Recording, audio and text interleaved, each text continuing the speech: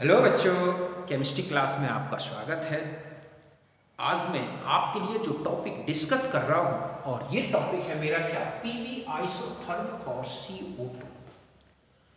तो देखो बच्चों, पीवी आइसोथर्म को हम कंप्लीट डिस्कस करें इससे पहले हम देखेंगे कि व्हाट इज पीवी आइसोथर्म। तो देखो बच्चों, PV isotherm means the curve which obtained by plotting pressure against volume at constant temperature। समझ गए बच्चों कि कांस्टेंट टेम्परेचर पर प्रेशर को वॉल्यूम के अगेंस्ट प्लॉटेड किया जाए तो इससे जो कर्व बनेगा, एक ग्राफिकल कर्व जो बनता है, उसे ही हम बोलते हैं PV isotherm. This isotherm is used for determination of critical temperature, critical pressure and also continuity of the state। समझे बच्चों, ये जो आइसोथर्म है इसका use critical temperature, critical pressure और कंटिन्यूटी ऑफ द स्टेट, इसके डिटर्मिनेशन में किया जाता है। अब ये जो डिटर्मिनेशन है वो किस तरह से होता है, इसके लिए हम CO2 का आइसोथर्म डिस्कस करेंगे, जो ये इस तरह से मैंने बनाया है। देखो, इस कर्व को आप अच्छी तरह से समझें कि ये क्या है और क्या बताता है, ये किस तरह से जो है क्रिटिकल टेम्परेचर को, क्रिटिकल प्रेशर को और कंटिन्यूटी ऑफ स्टेट को कैसे डिटरमाइन करेगा। तो सबसे फर्स्ट आते हैं, हम पहला कर्व लेते हैं, ये है हमारे पास TQRS। यहां पर आप जो देख रहे हैं कि T है, ये है CO2 की वेपर स्टेट। वेपर स्टेट वो है किसी भी मैटर की वेपर स्टेट, मतलब है कि एक ऐसी स्टेट जिस पर प्रेशर अप्लाई किया जाए तो वो लिक्विड फॉर्म में कन्वर्ट हो जाए, वो कहलाती है वेपर स्टेट। तो यहां पर CO2 क्या है, वेपर स्टेट में। आप देख रहे हैं कि हम इस तरफ चल रहे हैं, मतलब वॉल्यूम डिक्रीज हो रहा है और यहां प्रेशर इंक्रीज होता है। तो ये जो है इस पॉइंट पर CO2 टोटल क्या है, वेपर स्टेट में है। अब ये आप देख रहे हैं कि जैसे ही हम प्रेशर इंक्रीज कर रहे हैं, ये इंडिकेट करता है कि T से लेके Q तक वॉल्यूम क्या है, डिक्रीज हुआ है, किसका, वेपर का। और जैसे ही Q पॉइंट आता है, इस पॉइंट के बाद जो वेपर है वो किस में कन्वर्ट होना शुरू कर देता है, लिक्विड स्टेट में। और P1 प्रेशर, मतलब यहां पर Q1 के करस्पॉन्डिंग जो P1 प्रेशर है, इस प्रेशर पर जो वेपर की CO2 वो कन्वर्ट होना लगती है लिक्विड में, और P1 में ही टोटल जो वेपर है वो कहां तक, R पॉइंट पहुंचते पहुंचते टोटल ही किस में कन्वर्ट हो जाती है, लिक्विड स्टेट में। ये जो कर्व ली गई है वो है 13.1 डिग्री सेंटीग्रेड पर, मतलब 13.1 डिग्री सेंटीग्रेड टेम्परेचर लेने पर P1 प्रेशर के करस्पॉन्डिंग Q पॉइंट से जो वेपर है वो लिक्विड स्टेट में चेंज हो जाती है और R तक टोटल कंप्लीट हो गई। हम इस तरह से समझ सकते हैं कि ये था हमारे पास, ठीक है, प्रेशर है P और यहां पर पॉइंट T है। कौन सा पॉइंट है, T, जो मैंने यहां पर T से बताया। यहां केवल वेपर है, ओके। अब आपने इसका प्रेशर इंक्रीज किया और कहां तक गए, P1 तक। जैसे ही यहां पर, ये तो T पॉइंट था, आपने देखा, मतलब ये लिखा हुआ है। अब हम आ गए Q पॉइंट पर।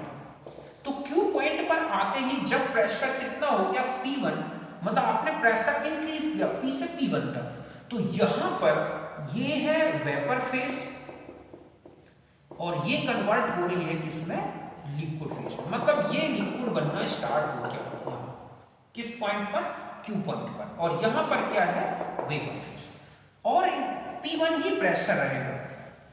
तो यहां तक पहुंचते पहुंचते अब हम पॉइंट R पर आ जाते हैं, R पॉइंट। तो R पॉइंट पर टोटल जो था वेपर किसमें कन्वर्ट हो गया, लिक्विड में, और प्रेशर अभी भी कितना है, P1, बहुत माइनर चेंज होता है, माइनर चेंज, और इस तरह से ये टोटल किसमें आ गया, लिक्विड स्टेट में।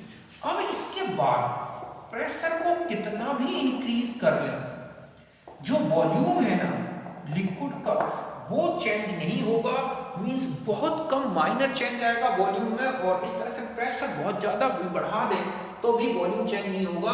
क्यों, क्योंकि लिक्विड इनकम्प्रेसिबल होते हैं, और यहां पर टोटल लिक्विड स्टेट है और यहां गैस है, यहां बीच में जो है दोनों स्टेट्स मिलती हैं। ये किस पे मिला कर्व हमें, Q, ठीक है, SRQT, ये है 13.1 डिग्री सेंटीग्रेड पर। यहां तक बात समझ गए होंगे। आप देख रहे हैं कि ये काफी लंबाई में है। फिर हम मान लिया जाए दोबारा यही ठीक है एक्सपेरिमेंट को स्टार्ट करें। ये कितने पर था आपने देखा, 13.1 डिग्री पर, जिसमें P1 प्रेशर पर टोटल लिक्विड में कन्वर्ट हो गया। इसके बाद आप R तक पहुंचने के बाद टोटल लिक्विड बन गया। उसके बाद ये ग्राफ आया। अब मान लिया जाए कि अब हम वेपर को ले रहे हैं 21.5 डिग्री सेंटीग्रेड पर, और ये जो पॉइंट है, ठीक है, ये है ए पॉइंट। क्या है? ए पॉइंट। और प्रेशर आप P से इंक्रीज कर रहे हैं आप P2। जैसे ही A से B तक पहुंचे, आप कहां से? A से B तक, तो B पॉइंट पर क्या होगा कि प्रेशर हो गया P2, वहां पर वेपर अब चेंज होना शुरू हो गई लिक्विड स्टेट, और P2 ही प्रेशर बना रहेगा। और इस तरह से ये टोटल कहां पहुंच गए हम? C पॉइंट पर। अब यहां पर केवल रहेगा क्या?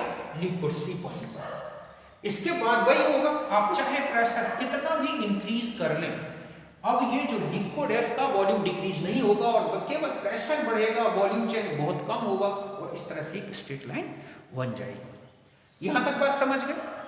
अब हम और आगे टेम्परेचर, अब यही एक्सपेरिमेंट को हम किसने में स्टार्ट कर रहे हैं? 31.5 डिग्री सेंटीग्रेड। ओके, अब आपने प्रेशर, अब यहां हम देख रहे हैं कि E से लेके और F तक जा रहे हैं, प्रेशर P1 से P3 किया। तो यहां पर क्या होता है कि जैसे ही हम P3 पर पहुंचते हैं, F पॉइंट पर, ये क्या आ गया हमारा? F point. तो यहां पर जो वेपर थी ना, वो लिक्विड में तो कन्वर्ट होगी, लेकिन यहां पर two phases at a time नहीं बनती। मतलब होता है कि at this point vapour converted into liquid form, liquid converted into vapour form without having at a time more than one phases present together. मतलब ये एक ऐसा पॉइंट आता है F, जहां पर ये कन्वर्जन तो चलता है कि वेपर का किसमें? लिक्विड में, लेकिन इस पॉइंट पर टू डिफरेंट फेसेस नहीं बनती लिक्विड और वेपर की। यहां पर ये कन्वर्जन चलता रहेगा। मतलब लिक्विड जो है और जो वेपर है, इनकी डेंसिटीज में कोई डिफरेंस नहीं होता। इसी को बोलते हैं continuity of state, means the state of matter where liquid converted into vapour, vapour converted into liquid without having at a time more than one phases present together। मतलब एक ऐसी स्टेट मैटर की जहां पर लिक्विड का vapour, vapour का liquid में conversion तो चलता है, लेकिन टू डिफरेंट फेसेस नहीं बनती उस क्षण, उस समय, इंस्टेंट टाइम पर। उसको बोलते हैं कंटिन्यूटी ऑफ स्टेट। मींस जो लिक्विड है और जो वेपर है, उनमें एक कंटिन्यूअस रिलेशन बना हुआ है, और उस समय दोनों फेसेस की डेंसिटीज जो है बिल्कुल बराबर होती हैं। उस समय लिक्विड का सरफेस टेंशन 0 होता है। वो पॉइंट यहां पर आया है F, हम इसे बोल सकते हैं point of continuity of state. Okay, और इसके करस्पॉन्डिंग में जो टेम्परेचर है 31.1 डिग्री सेंटीग्रेड, ये है critical temperature. Critical temperature of any matter और एनी वेपर या एनी गैस एट विच या आफ्टर दिस टेम्परेचर या above this temperature gas can not be liquefied at any range of pressure. This certain temperature is called critical temperature of gas. For CO2, the critical temperature is 31.1 degree centigrade, and the pressure corresponding to this critical temperature is called critical pressure।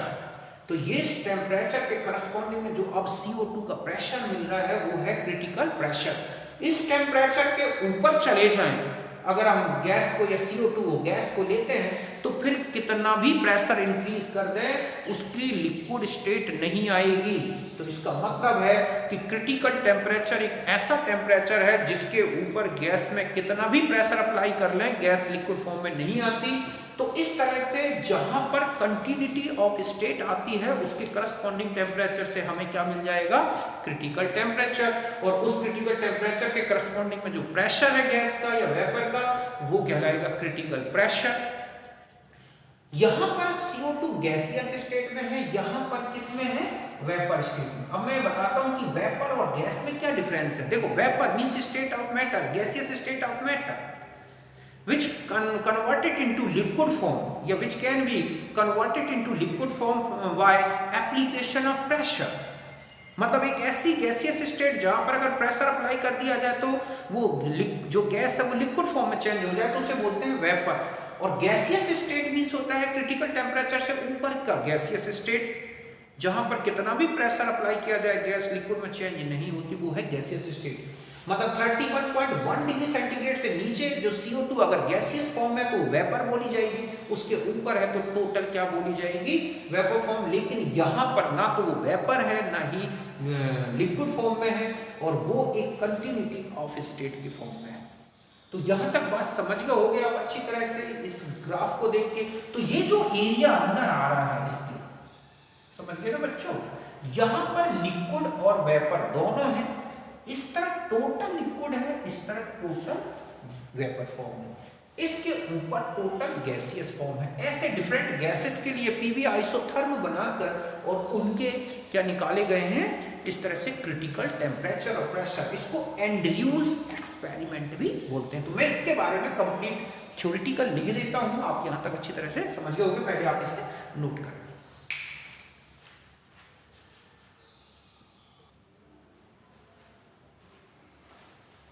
तो देखो बच्चों, अभी मैंने जो भी explain किया उसको मैं थ्योरेटिकल लिख रहा हूँ। सबसे पहले मैंने दी है definition, PV isotherm the curve obtain on plotting different values of pressure against volume at constant temperature. आप देख रहे हैं कि यहाँ प्रेशर की डिफरेंट वैल्यूज को, ठीक है, वॉल्यूम के अगेंस्ट क्या किया गया है, प्लॉटेड किया गया है। तो ये जो कर्व बनता है इसे ही हम क्या बोलते हैं, पीवी आइसोथर्म। अब हम आ जाते हैं isotherm at temperature 13.1 degree centigrade. तो देखो यहाँ पर कि T पॉइंट पर CO2 की केवल वेपर स्टेट एग्जिस्ट करती है, ठीक है।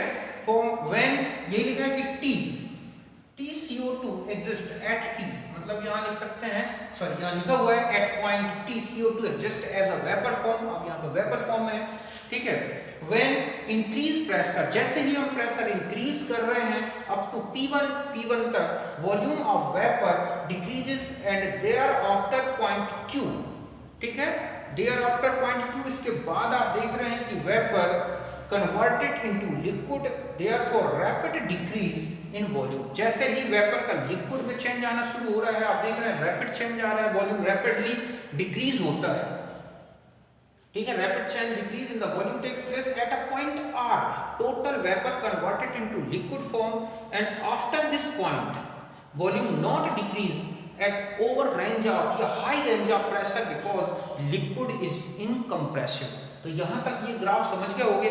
तो इसका मतलब है कि अगर हम इसे शॉर्ट में इस तरह से लिख सकते हैं, समझ गए ना, कि और अगर आपको इतना थ्योरेटिकल नहीं लिखना तो आप देख सकते हैं कि सबसे फर्स्ट कि पॉइंट, मतलब यहां आ जाएगा एट पॉइंट T। तो ये क्या है, vapour state of CO2, okay. Point at point Q start liquefaction, okay. Point at point R total CO2 vapor change into liquid, okay, and at या from या range हम ले सकते हैं, range R2S only pressure increase, ठीक है, not volume decrease। यहां तक बात समझ गए। ये कब मिला आपको, 13.1 डिग्री सेंटीग्रेड पर। तो अब यहां तक अच्छी तरह से आप समझ गए होंगे। अब हम आ जाते हैं नेक्स्ट आइसोथर्म। तो आप शॉर्ट में ही इसी तरह से similarly curve, take a curve PCAB या ABC, यहां से लेकर ABCD, ठीक है, ठीक है, isotherm ABCD at 21.5 degree centigrade. इसको शॉर्ट में इस तरह से ले सकते हैं, पॉइंट A ए, ठीक है। वेपर ये ऊपर क्यों आ रही है? क्योंकि जब से ही आप टेम्परेचर इंक्रीज करोगे प्रेशर इंक्रीज होगा, काइनेटिक एनर्जी बढ़ जाएगी। अब मॉलिक्यूल को पास लाने के लिए आपको हाई प्रेशर की जरूरत होगी। तो ए पॉइंट वेपर फॉर्म, ठीक है। पॉइंट बी में आ जाए स्टार्ट लिक्विफिकेशन, ठीक है। Point C total vapour converted into liquid, okay, and CD, ठीक है, कर्व या line CD only pressure increase, not volume, due to less compressible liquid, okay। यहां तक बात समझ गए? ये वाला यहाँ से वेपर की बी पर लिक्विफिकेशन स्टार्ट हुआ, सी तक लिक्विफिकेशन कंप्लीट हुआ, इसके बाद आप वॉल्यूम नहीं इंक्रीज होगा, केवल प्रेशर इंक्रीज होगा। यहाँ पर क्यू से आर तक वेपर और लिक्विड का इक्विलिब्रियम है, ए बी से सी तक लिक्विड और वेपर का इक्विलिब्रियम है। अब हम आ जाते हैं, यहाँ तक आप अच्छी तरह से समझ गए होंगे।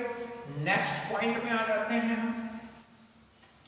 नेक्स्ट पॉइंट हमारे पास है, ठीक है, आइसोथर्म, कौन सा?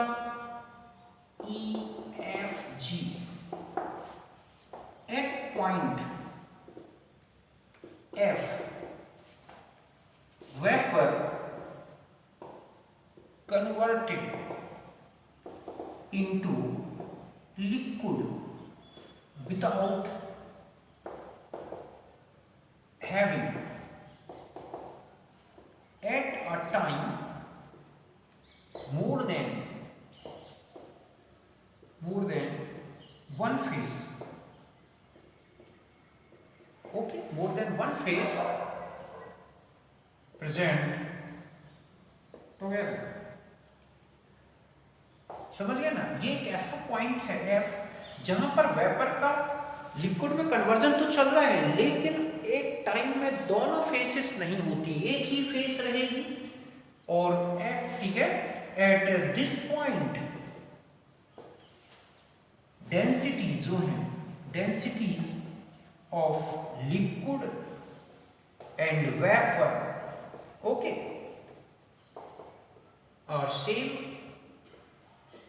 एंड दिस टेम्परेचर यहां तक सेम होगी। यहां तक बात समझ गए कि इस यहां से लेके यहां तक वॉल्यूम डिक्रीज हुआ है, मींस यहां से आप देख रहे हैं कि E से F तक तो वॉल्यूम डिक्रीज हो रहा है, लेकिन पॉइंट F पर एक ऐसी स्टेट आती है वेपर की जहां पर दोनों वेपर और लिक्विड में कन्वर्जन तो होता है, लेकिन कोई एक फेस के अलावा कोई दूसरी फेस नहीं होती। इस पॉइंट को बोलते हैं, यहां पर जो फेस प्रेजेंट है टुगेदर एट दिस पॉइंट, दोनों की जो डेंसिटीज हैं सेम है, and this point is called continuity of state। समझ गए ना? कंटिन्यूटी ऑफ स्टेट की अगर डेफिनेशन पूछी जाए तो क्या होगी? कंटिन्यूटी ऑफ स्टेट मींस होता है कि state of matter where liquid converted, so vapour converted into liquid form, liquid converted into vapour form without having more than one phases present together at a time.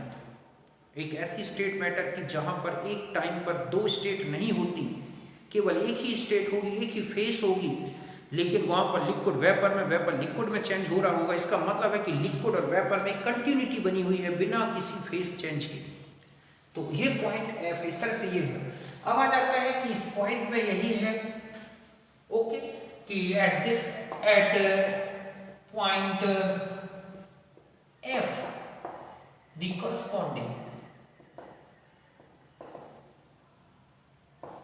corresponding temperature is called critical temperature। समझ गए बच्चों कि इस point पर जो temperature मिलेगा वो critical temperature, and pressure is called critical pressure for CO2। CO2 में TC फॉर CO2 कितना हो जाएगा? 31.5 डिग्री सेंटीग्रेड। इस टेम्परेचर के बाद अब गैस की जो वेपर है या गैस जो है गैस ही कहलाएगी, क्योंकि इसके टेम्परेचर के ऊपर चली गई। तो CO2 गैस की अब कोई भी वेपर लिक्विड स्टेट नहीं आएगी, अब चाहे कितना भी प्रेशर यूज कर लें। तो ये जो एक्सपेरिमेंट है, तो इसमें अगर आप यहाँ आ जाएं कि पूरा ग्राफ में जो ये एरिया है, अगर हम इस तरह से ले लें कि RFQ, मतलब ये जो इस तरह से एरिया है, area in this part vapour and liquid equilibrium, इस तरफ लिक्विड है, इस तरफ गैस है, मतलब वेपर है, और ऊपर पूरा गैस CO2 का ये है। तो इस तरह से ये ग्राफ इस तरह से हमें बताता है।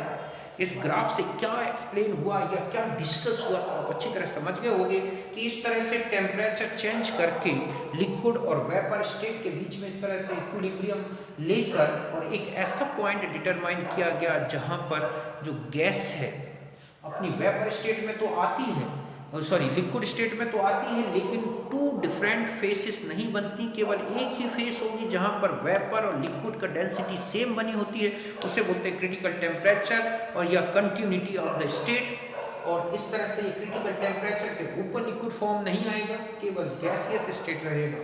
तो इस तरह से हमने देखा कि जो ये कर्व था एंड्रयूज का जो एक्सपेरिमेंट था, इसके बेस पर जो है CO2 का क्रिटिकल टेम्परेचर कैलकुलेट किया गया, डिटरमाइन किया गया। इसी तरह से अदर गैसेस के लिए डिटरमाइन किए जा सकते हैं।